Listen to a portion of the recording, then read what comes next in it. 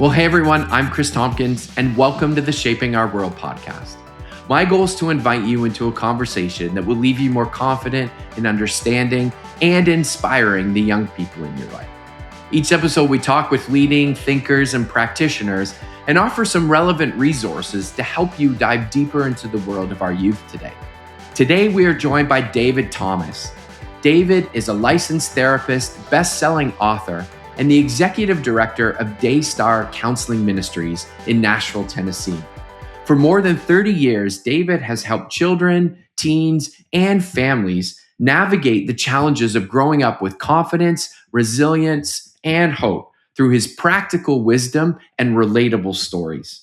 He's the New York Times and USA Today best-selling author of 15 books, including his newest release, Capable: How to Teach Your Kids the Strengths, Skills, and Strategies to Build Resilience, co-written with fellow therapist Sissy Goff. David is also the co-host with Sissy of the hugely popular Raising Boys and Girls podcast, which has been downloaded more than 15 million times and helps parents understand the unique emotional and developmental needs of boys and girls. A sought-after speaker, David regularly speaks at conferences, schools, churches, and organizations across North America, and his work has been featured on The Today Show, The Washington Post, and the USA Today. David lives in Nashville with his wife, Connie. Together, they have 3 adult children, Lily, Baker, and Whit, and a yellow lab named June. I can't wait for you to listen in on our conversation with David. So many practical and wise insights, and I think you're just going to love our conversation today. So let's dive in with David Thomas. It is so good to be with you. Thanks for the invitation. Yeah, and really looking forward to getting into our topics today and hearing more from you with your extensive background and the work that you do. Really thrilled that our listeners get exposed to you and your work today. So thanks for being here. Thanks for having me. So our listeners know we always kind of have some questions around our topic and our theme for the show, Shaping Our World.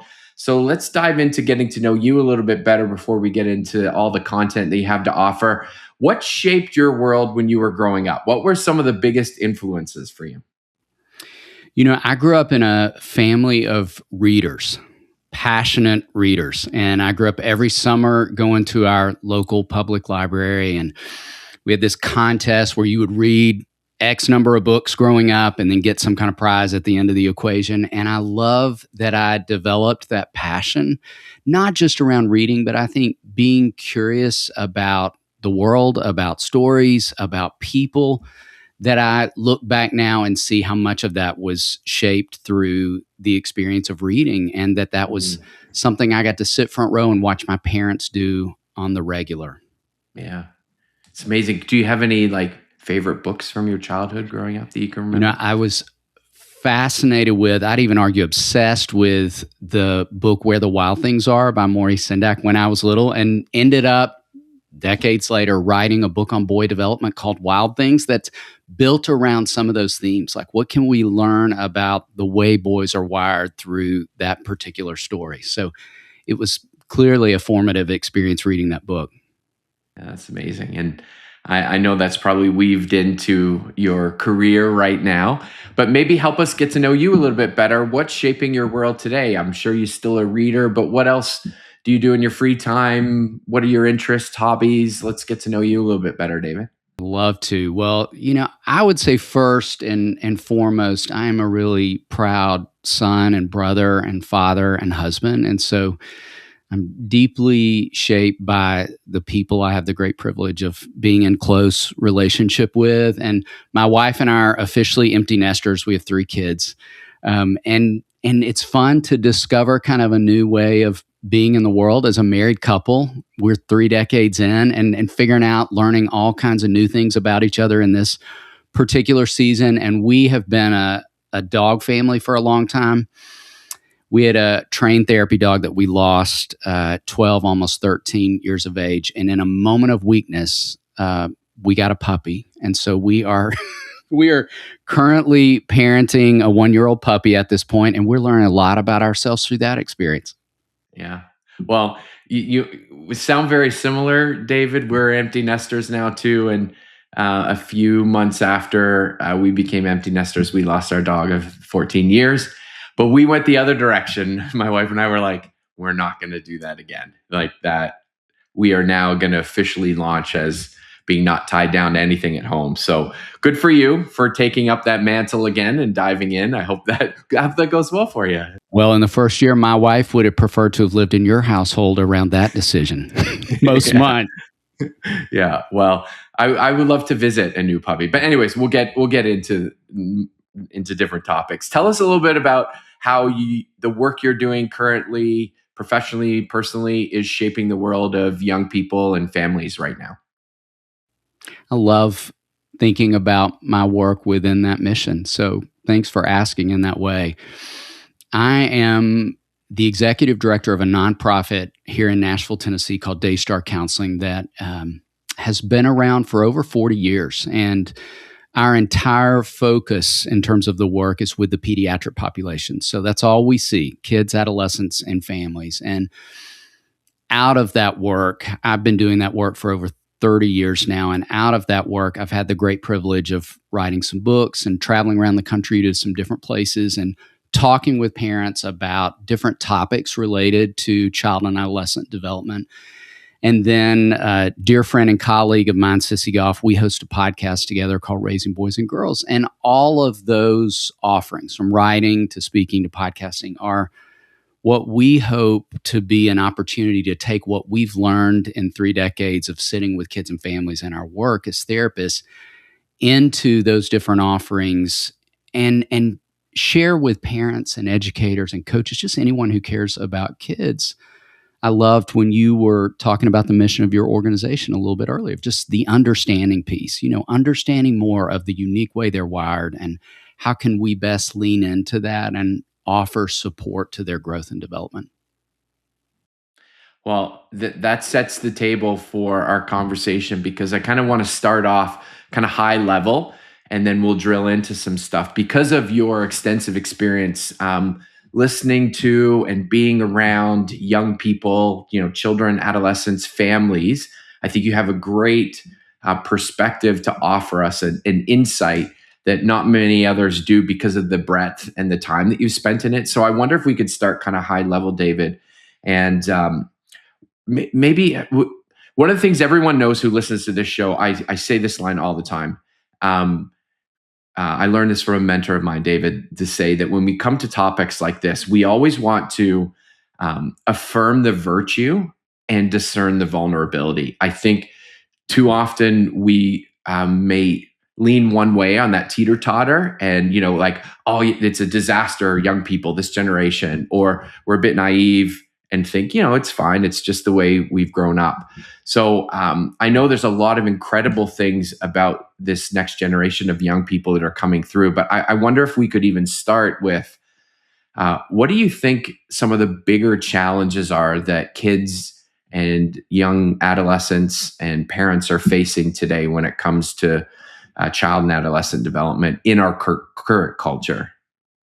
Well, I'd first say I wholeheartedly agree with you that I think there are some extraordinary things to be celebrated and talked around as we think about kids, adolescents, and young adults in the world today. So I love that you started there. And I think one of the unique challenges they face that was incredibly different than what I faced in growing up is the obvious animal of technology and the impact of that in so many different ways. When Jonathan Haidt wrote The Anxious Generation, I don't think any of us were surprised about the title of that book, his findings, his recommendations. I was really excited about his recommendations that Jonathan would take, our best data at this point in history, and we're going to have more data 10 years from now, and just say, based on what we know, how could we begin to make some different and thoughtful decisions as people who care about adolescents in our schools, in our homes? And so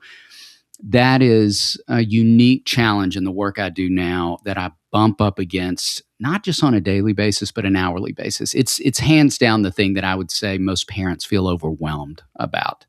I had a conversation with a family yesterday of a 7-year-old son who had exposure to some scary content through the internet that, simply would not have been a possibility when I was 7 years of age. Not because my parents were doing anything different or offering better oversight or supervision, but just the internet didn't exist at that point. So it was just a very different time in history that I think it's important we acknowledge that without a doubt. But I'd add to that a very different pace. So, think about the famous phrase, kindergarten is the new first grade. It turns out that's 100% true. Like if we look back 50 years ago at the way we were doing kindergarten then versus kindergarten now, I encourage parents, ask your parents what their experience was like. And most would say, I went 3 days a week to school, or I went 5 half days, and then we came home and took a nap. And mostly it was about coloring and learning colors. And now we have accelerated the process where kids are entering kindergarten in what looked like first grade when we were coming along. And so it's reflective of, I think, what's true all throughout a kid's academic journey. My kids as 8th graders took classes I took in high school. As high schoolers, they took classes I took in college. And the athletic experience. When I was in high school, I knew plenty of kids who played 3 to 4 sports a year. That's almost unheard of now. We've just accelerated so many things in the academic space, the athletic space, that I think that pressure is a key ingredient as we think about the rising concerns we carry around youth mental health. So I don't think it's just technology. I think it's pacing. And what is within that is kind of my last thought to your great question is, I think those things have become significant barriers to families just being able to sit around the dinner table, to having long uninterrupted conversations driving in the car from place to place, like all the different ways that families operate together, that the pacing and technology alone can get in the way, that just simply didn't get in the way in the same ways in my experience of growing up. Yeah. Yeah, that's really good. I have probably haven't given the language to your second idea around pacing, but the concept's been there and in my thinking and discerning about the generation and what they walk through. But I really like that, the pacing of things, which is pressure from parents and the world around them, but also technology does play a role in that too, because of the access to information and the things that young people get exposed to early on, and you kind of mirror those together, and it kind of becomes a concoction that can put a lot of pressure on young people. And as you mentioned, just is clearly connected to the mental health stuff that we're observing and that research is telling us about young people today. We're going to get into later on just how what can we give, because you listen to that and you're like, okay, what as a parent can I do to kind of combat the culture to work around that? And so we're going to get to maybe some tips and some things later in our conversation. But I wanted to get into just kind of starting in your specific work, even around boys, which I think is fantastic, because often in these conversations, we can default to what young women are working through. And we know a lot of the research on social media and how it impacts young women. But you spend a lot of time with boys as well. And in your book, Capable, and I want to get this right, How to Teach Your Kids the Strengths, Skills, and Strategies to Build Resistance, which you co-authored with your colleague, Sissy Goff. You discuss the mental health challenges that boys face and are challenging the stereotype that boys are less, naturally less emotional. What are we getting wrong about boys and their emotional state and who they are emotionally? Can you give us some insight there? I'd be happy to. And there has been a long-standing myth, and it is nothing but a myth. There's no research to back this up, that boys have fewer feelings than girls. There is no science to back that up. They have the same number of feelings, the same experience within their feelings. The difference is boys do have fewer words and often fewer tools in terms of how to navigate and manage those feelings. So what's important, I think, for parents to note on the front side of development is that pediatricians would say at pediatric well visits with an 18-month-old, girls on average are saying about 100 words. Boys are saying 30. So think on that. If her general vocabulary is 3 times what his is, it makes sense that her emotional vocabulary would often be more expansive. So we're just simply going to need to labor longer with the boys we love, with the adolescent young men in our care, to help them develop an expansive enough emotional vocabulary. And then girls intuitively can develop instinctively some of the more what we call healthy coping strategies in life. Now, that's not to say they wake up with those, like they have to be learned and taught, but there's something a bit more intuitive at times for girls where we're going to have to labor longer in that space with boys, because what we know to be true, this has been true for quite some time, is that adult males lead the stats around internet pornography, infidelity, substance abuse, and suicide. And the common denominator in all four of those being that it's a male's attempt to try to numb out or shut down his experience in some way, as opposed to figuring out, how do I name and navigate my experience? So the good news in that being, when we labor longer, we get to push against those statistics. I love the words of Frederick Douglass, who said, it's easier to build strong children than to repair broken men. And I believe wholeheartedly in that. So it's a part of why decades ago I wrote a book called Wild Things, The Art of Nurturing Boys, just to look at what is happening with boys in 5 different stages of development. And then what do they need uniquely from the moms and dads in their lives, educators, coaches, the roles we all play in caring for them. And then I wrote a follow-up book about 5 years ago called Raising Emotionally Strong Boys, that was picking up where I left off in that first book, to say, how could we really lean into this thread of his development, his emotional development, seeing some of the scary stats that are out there and pushing against those within those words of just raising strong kids and not just repairing broken men. I appreciate the words of, when Desmond Tutu talked about, there comes a time where we stop just pulling people out of the river and we need to walk upstream and figure out, why are they falling in the first place? And that book was my attempt at saying, how could we walk upstream? So good. And we're going to give our listeners, links and all the information to pick up your books and to hear some of this for themselves. But I wonder, just before we move on, maybe you could take some highlights from that and from your perspective to maybe give some encouragement or some tips for parents of boys.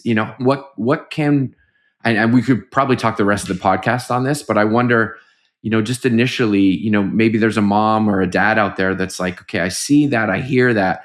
What can I do to come along and to help nurture boys at an early stage of their development, in their emotional development and regulation, and helping them navigate some of the unique challenges of being a boy? Yeah, it's a great question. And I'd first say this: boys left to their own devices, we've got an overwhelming amount of research to confirm this, will swing between what I call suppression, which is just holding it in, and eruption, which is blowing up. And the healthy middle ground between suppression and eruption is expression, just naming and navigating. And to your question, I think the easiest, most efficient, effective way for boys to develop that healthy middle ground of expression is through us as parents just narrating our experience in the everyday. It's not any extra work, but it's just when we're driving in the car, drop off and pick up, when we're headed to a sports practice, when we're sitting around the dinner table at night, look for opportunities where you can narrate your experience, where within the reporting of your day, you aren't just talking about the facts or the activities, but we're talking about our emotional experience. Research has also told us that when we sit around the dinner table as families, we will intuitively ask girls more about how they felt about the events of their day. And we will intuitively ask boys, what did you do today? And if we get past what did you do, the more intuitive next question is, what did you think about that? But we rarely get to, what did you feel about that? So we talk a lot in our work about how kids learn more from observation than information. They learn way more from watching and observing than anything else. So if they're just sitting around the dinner table hearing their parents, the two adults they trust most in this world, and then also grandparents. I want this challenge to exist for teachers and coaches and youth pastors, where they're hearing us talk about the human experience. You know what? I felt really overwhelmed today at work. I had to give a presentation to the board of directors and I didn't feel prepared. Or I felt really nervous when I pulled in for this meeting. And can I tell you what I did in the car for 1 minute before I walked in the door? Like just the everyday reporting of our emotional experience. What did we feel? What did we do? Is hands down the best offering we could give to the boys in our life. Yeah. Yeah. That's really good. And I wonder, um, specifically speaking to older males, dads and, coaches and teachers and youth workers and people that care for young kids. I think part of, growing up a male myself and looking to my dad as a role model. And, we all kind of want to be brave and strong. And we look at the male figures in our lives that we look up to. And if they're not expressing emotions, if they've got it all sorted out and together and appearing strong and, navigating it, it's a lot harder for us to think that that's normal and that's okay to be emotional and to share it. So that's one of the things I've learned as I don't have a son myself, but spend a lot of time with younger guys is to be able to model that. And like you said, to share some of those things. Hey, this is what I felt and this is where I went through it. And even one of the things that I've done recently for young guys is talk about my own experience with therapy and counseling. And, that I see a therapist regularly. I was just talking to a young man yesterday about this and saying, I look at therapy because I asked if he had a therapist and to talk through some stuff. And he said, no, I went to one for a small season. I said, well, I look at therapy like I do taking care of my car. Like I can wait until the engine blows and try to fix it. Or I can, do regular maintenance along the way. So I just take that approach myself to be more open to talk about it, to maybe model to younger guys. Can you maybe speak to that a little bit for males that are listening to this as an encouragement there?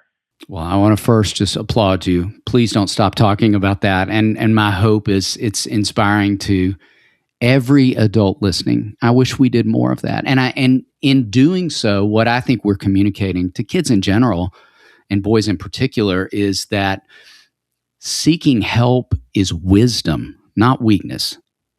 It's interesting when I did the research for my last book, just looking at the statistics around adult men who go for a well visit with their primary care person as opposed to women is shocking. It's actually not shocking, probably for most women.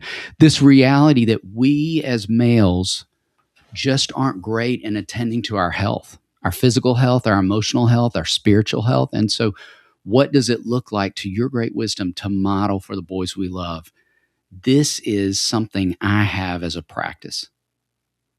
I remember even coming home, I have a daughter and two sons. And when I would even just go on a walk with one of my best friends, I have a best friend who's 10 years older.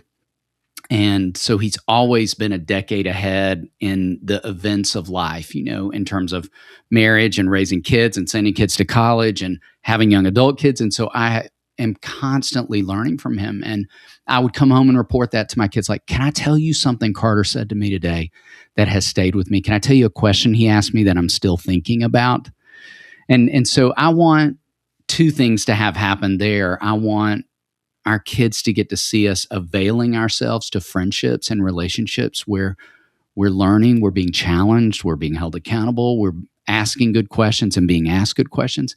And also, we are modeling the importance of male friendships. I read a statistic recently that was heartbreaking. That is, 1 in 4 men can't name a best friend. 1 in 7 men can't name a close friend. I mean, how heartbreaking is that? And think about how the U.S. Surgeon General, defined the crisis of isolation for us not long ago. That we were quick, I think, to point the finger solely at the global pandemic, and certainly that contributed to isolation. But I would argue, I don't know that men were doing a spectacular job around friendships pre-pandemic, and I don't know that we have learned as much as I would hope we'd learn on the other side of the pandemic about the importance of relationships, and that is one more form of availing myself to help. So I want you to keep talking about what you're talking about. I wish more boys could hear that. And I even add one more quick challenge to the end of that question. I want to even challenge parents out of the wisdom of what you just reported that if you are currently in marital counseling as a couple, any married couples listening, I want you to talk about that too. Many of us grew up with the belief that if my parents had told me they were in marriage counseling, I would have been super worried about their marriage. Well, it turns out the opposite is true. Like, we sit with kids every day who sometimes will ask us in our office, will you tell my mom and dad to go meet with someone? Or if they've known their parents have been in therapy, they'll say, will you tell my parents to go meet with their person again? Because what's happening within that request is this sense of, I feel responsible when they have conflict. I either feel responsible to make it stop or to make it better or to figure out the cause. And if I know my parents are meeting with someone, then I know there's a third party involved. Somebody else is quarterbacking that process. I don't need to worry about that. I don't need to carry that. I don't need to feel responsible. So I want to challenge parents, talk about your experience to your great wisdom if you're doing individual work, if you're doing marital work. And certainly if kids have bumped up against conflict that felt overwhelming at times, to know there's another person involved is an incredible gift we can give to the kids we love. Yeah, that's great. Maybe two thoughts for me before we move on quickly here. Number one, when you were talking about your friendships and relationships, I remember listening to a podcast that was talking about the Surgeon General's warning about mental health and social media, and which it's now a warning. I don't know if our listeners know that, same as cigarette use and all that. And they were talking about it, and they went around to university students. David, and you might be more familiar with the study. I can't remember who did it at the time to quote it, but I just remember listening to say, when they were talking to university students, what were the differentials, the main reasons that separated university students that would describe positive mental health versus struggling with their mental health. And they pinpointed one word, which was connections. It was people, the university students had greater or deeper connections with other young people on the university campuses, and that was a major differentiator there. And so, just to affirm, there's a ton of research which you would have more access to me on how important that is. I do also want to just say one thing that we recommend. So we have a one-to-one program, David, where all of our staff, all 380 of them, are matched up for the summer with someone a little older, a little further in their journey. And they're just meant to be like friends, accompaniers through their summer here, to make sure they have someone to talk to process the challenges that come up, celebrate the joys. Sometimes they're about spiritual formation. Sometimes they're about where they're going with their life. Sometimes they're just a friend to listen to. And one of the things we recommend here is that for males who are in that journey is like, hey, if you're having a hard time kind of getting into conversation, go do something together, like go shoot hoops, just the two of you. And as you're doing that activity, you'll find the conversation kind of more naturally opens up than if you're kind of, I think females, young girls, young adults, teenagers have no problem kind of sitting with a coffee and talking about it based on all the stuff that you've said. Guys, it takes maybe a little longer to get there, less familiar. And I think activity helps them do that, do something active together. And I would probably suggest that it's a great thing for parents to think about if they're looking to kind of tap in to their boys on this emotional level and have conversation. Like, to your point, it does not work to meet. I can remember me coming home from school, and if my mom was like, tell me about your day, you're just like, it was fine. I don't need to talk about my day. But if, we were doing something, running errands, going out to grab an ice cream, a project, cutting the grass in the backyard together, doing something, it just would kind of come up more naturally. So that's a piece of advice. I don't know if you want to comment on that at all, or we can move on, but I think that's a piece of advice that I would offer to parents or adults who are looking to kind of press in a little more on those conversations with younger men or boys in their lives. Yes, yes, and yes. Like, it is everything I talk about with parents as well. I talk about with boys being shoulder to shoulder rather than eye to eye. And I read a fascinating study years ago that spoke to when females are eye to eye for an extended period of time, it can actually strengthen the connection and the experience of intimacy. And when males are eye to eye for too long, they actually can register at times an experience of shame. So it has the opposite effect. Whereas to all of your wisdom, if I'm shoulder to shoulder, the shame stuff's not going to get in the way in the same way. And it's acknowledging we're action oriented creatures as male. One of the first things I talk about within my book on boy development is that boys are active and moving. And so when we can be active and moving with them in any stage of life, I think it creates more openness. I've had some of the most thoughtful conversations with my young adult son still in this stage of life when we're on walks together. It's amazing what comes out. So I wholeheartedly agree. That's wisdom. My deeper conversations with friends are on the golf course, side by side in a golf cart. That's often, it takes about to the seventh hole, and then stuff can kind of bubble up. So that's really good. I want to kind of move into, we've talked a little bit about anxiety that kind of creeps in for young people today. And that's, you mentioned Jonathan Haidt and his work, The Anxious Generation.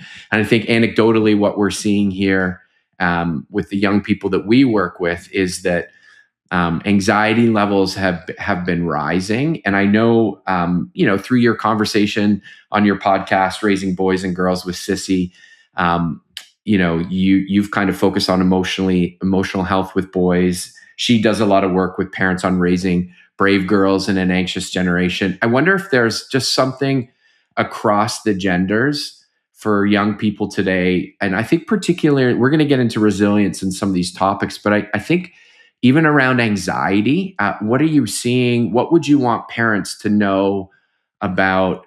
Because we get into these conversations, David, all the time, where it's just like, okay, is anxiety rising more, or do kids now have more language around that? We know how the pandemic impacted young people and social media, but I just, maybe if you could speak into the perceived, and I think probably statistically accurate, rise in anxiety levels in kids, and what do you want parents to know and around that, based on what you're seeing is in your work with young boys and girls? I would first say, and I appreciate the way you asked the question, because I would first say it is both and by that I mean this. We talk in our new book, Capable, about this idea of what we call language inflation. And this is not just true for children and adolescents. I think it's true for us adults. I rarely anymore sit with adolescents who would say to me, I feel sad. They'll jump straight to, I feel depressed. Now, although the stats are higher for adolescence and depression than any other time in history, a percentage of those who might report that don't meet the criteria for what we understand to be a depressive disorder. And, I think about how often we overuse the word. In fact, I'll tell you a funny story that is an example of overusing this particular word. I was touring a little 6-year-old girl around our office in an initial assessment. When families come, we take kids on a tour. We're in a house rather than an office, and we have 6 therapy dogs on staff. We have really great snacks. So we get kids a snack and they meet some dogs. And then after the tour, we sit down for a minute to talk about why they're there. And this 6-year-old girl, when I said, tell me more about why you and your family came today. What did you talk about before you got here? And she said, I have a lot of toxic relationships. 6 years old. And I had to fight laughing when I heard that word coming out of her mouth. But I also felt really sad because I thought, you shouldn't even know that word. I feel certain you don't even know really what it means, but you've heard it said a lot around you, and you have tied that word to any experience of conflict that you have experienced. And, I'm here to tell you, after meeting with her and with her parents, she didn't have any toxic relationships. She did have some frustrating relationships, as every 6-year-old will, but this language inflation piece is spilling out over all of us. And the other concern I have about us not accurately naming our experience is I think it takes away from the individuals who have a true experience there as well. I don't like the way we joke about PTSD or overuse the initials OCD. I think that takes away from the experience of people who have genuinely experienced the unbelievable complexities of being diagnosed with PTSD and OCD. So I want us to start there and acknowledge that, yes, I think it's too much spoken about. And I would also say we do have higher statistics than any other time in history. The current stats are 1 in 5 kids struggle with anxiety, 1 in 3 adolescents. Girls are twice as likely, but there are plenty of boys who experience it. One thing I would say to note about boys is that, when any of us think about even the word anxiety, our first thought is excessive fears and worry, and that's always in the mix. But the two primary presentations of anxiety with males of all ages, this is true for adult males as well, is often anger and control.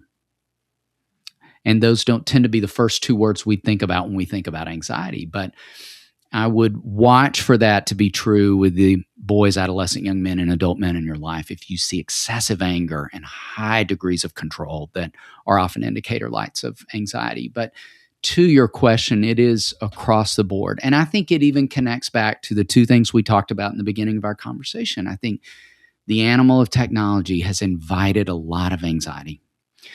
We could talk all day about the whys of that. But I also believe the pacing, which leads to another great word that you use that I want to circle back to, and that is pressure. This acceleration and pacing in all these environments has created this excessive pressure. When I think back on 3 decades of this work, I don't have a single memory in the first decade of my work of sitting with a high school student who was maybe a junior or senior who was panicked or overwhelmed about applying to college. I sat with plenty who were what I call the normal nervous or worried or concerned, but nothing that felt excessive. I sit with kids today who could feel debilitated by that process. And it's tragic because I laugh and say, when I was applying to college, and I'm going to date myself, back in the 80s, the only two things you needed at that point in time were a pulse and a checkbook. And nowadays, it's as if you need a perfect GPA and to have started a nonprofit by your 18th birthday and a perfect ACT or SAT score. So I hate the pressure that kids carry into not just that environment or that significant chapter of their lives, but every next chapter.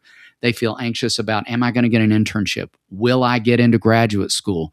Am I employable? Like all the different ways that I think it's showing up and translating and spilling out, that I don't think we could be thinking enough about ways to support them as we name this reality.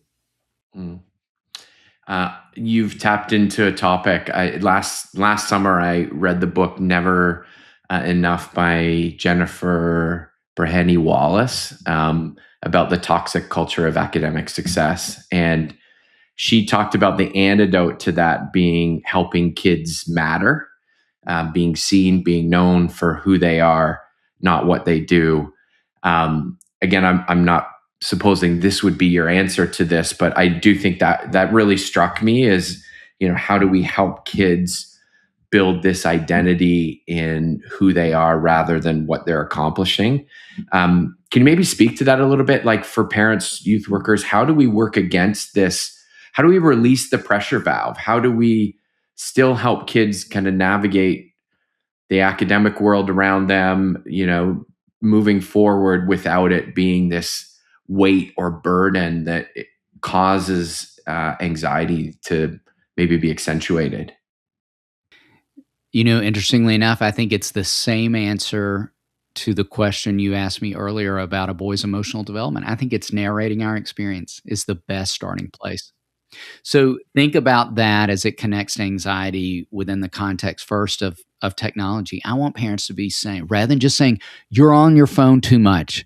Why do you have your phone out again? I want parents to be saying, hey, can I tell you something? I got my screen time report yesterday from Apple and I was shocked. I had no idea I'd gone up this week. I was 100% convinced I'd gone down. And here's what I'm going to do in this next week to work within that. So I'm owning my own struggle with being on tech too much. I'm making a plan of action. So I'm narrating my experience and talking about that first before I'm going to offer correction or information to my kids. And I want us to do that same thing with pacing. So, I invite parents to talk about, where do you feel yourself stepping into the trap of comparison? We can't talk enough about the wisdom of comparison being the thief of joy. And for parents to say, could I tell you where I felt it robbing me of joy today? Comparison or pacing, where I felt myself trying to keep up. So I want us to circle right back to that being the beginning place, because I think when we narrate our experience, we're offering understanding, we're onboarding empathy, we're being with our kids and for our kids and alongside our kids. We're modeling this reality that you and I both know, that I would love comparison to go away by your 40th birthday or your 50th birthday or 60th birthday. It just won't. And I would love to figure out how to just be exempt from all pressure around me, but I just am going to bump up against it in different moments. So how can I narrate my experience of this is how it felt when I bumped up against it? Here are the practices or habits I'm embodying this week to try to push against it. It's really good.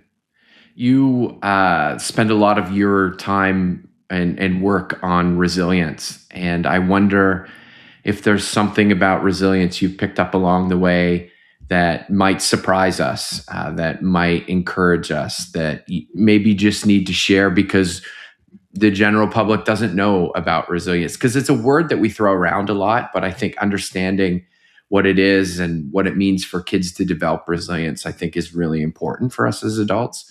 Yes. So yeah, can you speak to that a little bit? Two things I'd say to that. The first I think is more known, but a great reminder. The second maybe a little lesser known. The first would be the reminder that resilience is like a muscle. It is more developed in some people and lesser developed in others, but it can grow stronger in all of us. But like a muscle, it has to be flexed. And to stay with that analogy one more step, anytime I exercise, I usually, particularly in this decade of my life, experience some pain and soreness. And that is my reminder that I'm doing something right, not wrong. So when I experience the hard, that's not evidence of it was wrong or I should not have activated that. Like, it's the reminder of those are growing pains. Secondly, I would say, as we connect resilience even with our conversation around anxiety, the anxiety research has long told us that the two most intuitive moves for parents when it comes to anxious kids are escape and avoidance. We see the kids we love struggling in some capacity and we want to extract them from it. I see you overwhelmed by basketball practice. Let's just stop playing basketball. And to tie that first idea to the second idea, if I want to build resilience and capability into the kids I love, I've got to figure out how I can navigate my own discomfort so that I can allow the kids I love to navigate theirs. So that I'm not moving toward escape and avoidance that, again, are a default setting, I think, for us. How do I move against those default settings? And I can develop new habits, new practices, first and foremost, for me to navigate my discomfort so I can allow my kids to experience it, so I don't just let escape and avoidance be the only actions I engage. It's really good. I wonder, we've talked a little bit about social media and screens and just the role they play in our lives today. I wonder if you can help our parents and listeners get some insight in what we can do to work against that culture, to maybe provide more genuine connection one-to-one. What do you find you're sharing often with parents in your work when it comes to the screens that young people are encountering today? I'm such a believer in the wisdom of learning to ask good, open-ended questions when it comes to adolescence in particular. And so I think if we are attempting to move toward that target in all aspects of our relationship, and I think there's, again, just a lot of wisdom in doing so, I think we can allow conversations around technology to just be one more category of that, so that I'm giving less instruction and making fewer declarations, and I'm asking more questions like, what do you notice when you are on Instagram for an extended period of time?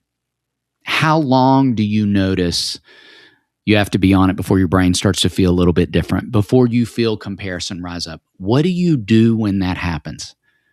How tempted are you to believe That's what's most true about a person's life, as opposed to remembering that's the highlight reel. So asking those kinds of questions, I think, invite kids into critical thinking and good problem solving, which are foundational to building resilience and capability in kids.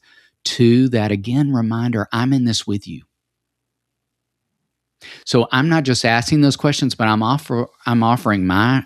Can I tell you about how long it takes me before my brain starts to turn to mush? Can I tell you how quickly I notice comparison creeping in? Can I tell you what I do in those moments? So watch for where, again, we can begin with good, open-ended questions that are mostly about curiosity, questions, not declarations. And two, we narrate our experience in the midst of it too. We keep circling back to the wisdom of that practice in the everyday. Yeah, it's really good. I'm definitely going to come away from this conversation with the words, narrate our experience as a powerful tool that we have as adults to help kids navigate the things that they're going through in their lives. That's been really insightful. And I think, as you said, it's woven into kind of all of our topics. And so I think that's really something to take away from this. So yeah, really appreciate that, David. I wonder, I know for parents, we talked about the language we use around mental health. And I wonder sometimes with parents, we're trying to discern is this just our kid expressing the things they're going through? Is this a difficult season in their life? Or do I need to kind of get some help here? What advice would you give to a parent who's walking alongside, or anyone who cares about a kid? When do you move from just good coming alongside to trying to get them into some professional help for maybe the mental health stuff that they're working through in their lives? I will always be an advocate of too much support rather than too little. So if we're going to err on one side, I'd rather err on that side. And then we discover not as much as needed along the way. But I don't want that to be interpreted as if I hear any statement of concern, I'm going to immediately set a counseling appointment. That's not at all what I'm communicating. But what it might warrant, what I think is a great first step for any parent, is do a consultation with your pediatrician or developmental specialist. We do a lot of what we call parent consultations, where parents come in or parents call or Zoom in, and kids aren't a part of that appointment. And they're just asking questions, just good questions like, does this sound normal? Should I be concerned? Does this sound like a pattern that's worth folding in extra support around? So I think it's always a great practice when in doubt to consult, put another set of eyes on the equation with you. And maybe that even starts with a youth pastor or a trusted friend and then moves toward dialoguing with a professional. But I think that's a good and helpful and healthy practice as a starting point. And then it may lead to folding in some extra support. Now, to your question, I'd also say this. What we're watching for with the kids and adolescents we're concerned about are ongoing patterns. So I'm not concerned about a kid who has an anxious event. I'm concerned about a kid who has an ongoing pattern of distortions and looping thoughts. And we sometimes will say to parents, ask yourself this question: is it problematic or is it debilitating? So I'm not even necessarily worried about a kid who in the month of August, driving an elementary school kid to school, might be a little teary and talks a lot about feeling nervous, as long as they get in the door. I'm worried about a kid who you have to engage an administrator at the school to pry them out of the car and get them in the building. They can't even walk in on their own. So you see that difference between problematic versus debilitating. Like, it's interrupting life in certain moments, but we can still move forward in life. They can still engage the experiences, the academic, the athletic, the extracurricular experiences that are part of everyday life. So ask that question. Is it problematic? Is it debilitating? It's really good. I wonder, as we're kind of wrapping up our conversation, maybe we could start with you pointing our listeners in the right direction to your resources as well. Like, if they want to pick up a book, which one should they start with? Obviously, where can we find you online and the resources that you have accessed? And maybe talk a little bit about your podcast so our listeners can kind of move from this conversation into all the great stuff you're doing and the resources you have available. I'd be glad to. Thank you. Everything is housed under raisingboysandgirls.com. So if you just go to our website, it would take you to all our books, all of the events where we're speaking in different parts of the country, and our podcast as well. And if I were going to recommend a starting point for the podcast, we did an entire season called Ages and Stages.